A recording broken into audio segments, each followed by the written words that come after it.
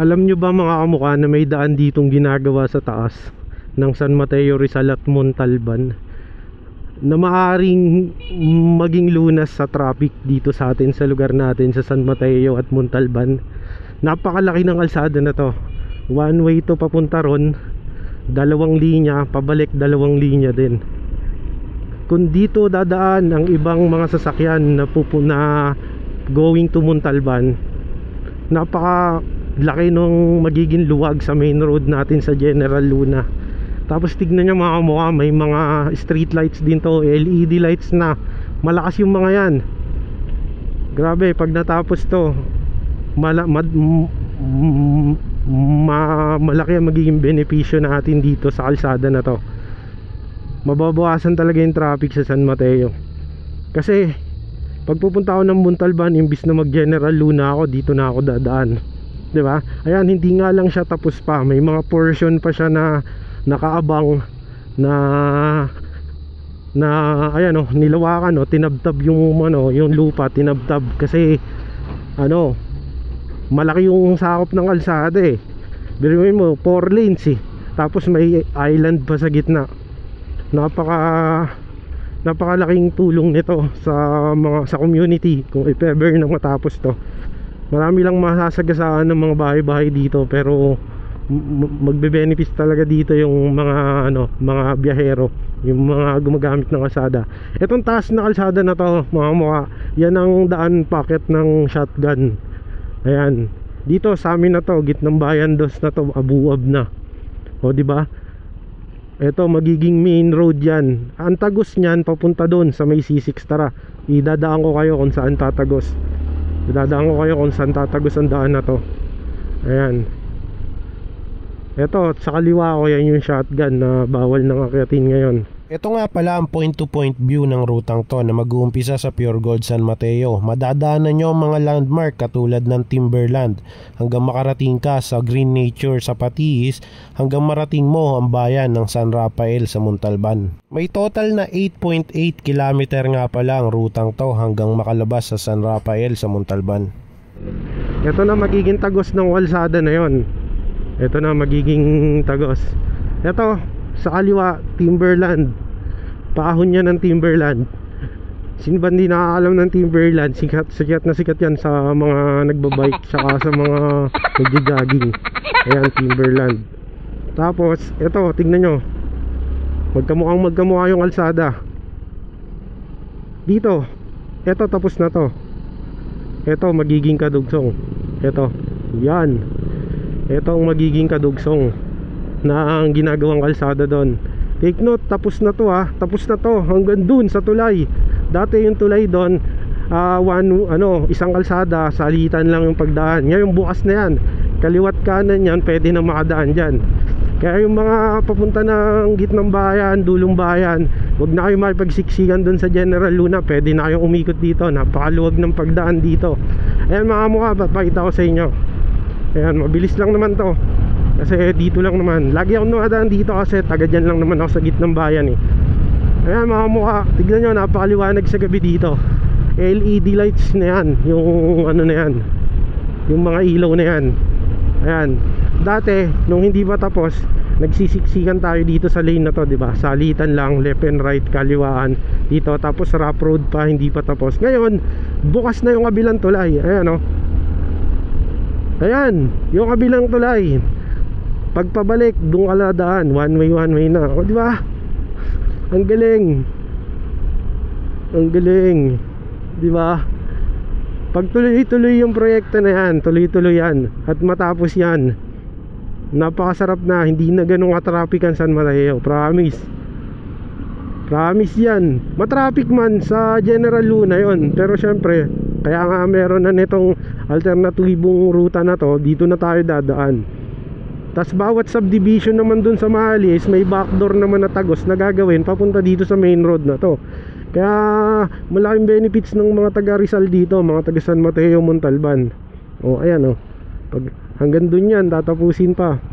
Dun, gawa na nga rin dun, actually tagos nun hanggang Pure Gold San Mateo. So babalik na tayo. Hindi na tayo pupunta ng Pure Gold. Alam niyo naman na siguro yung Pure Gold sa San Mateo.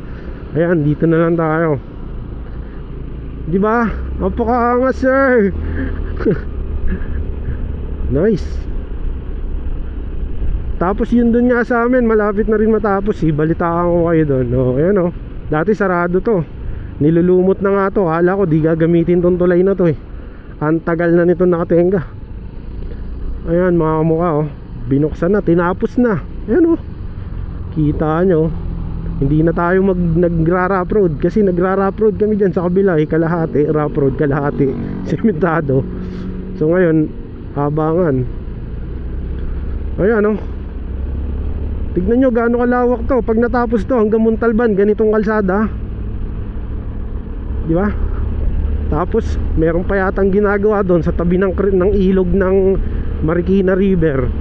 3. Pag natapos din yon, yung sa San Jose, di ba, sa San Jose Tulay sa Montalban, may kalsada doon sa baba ng ilog.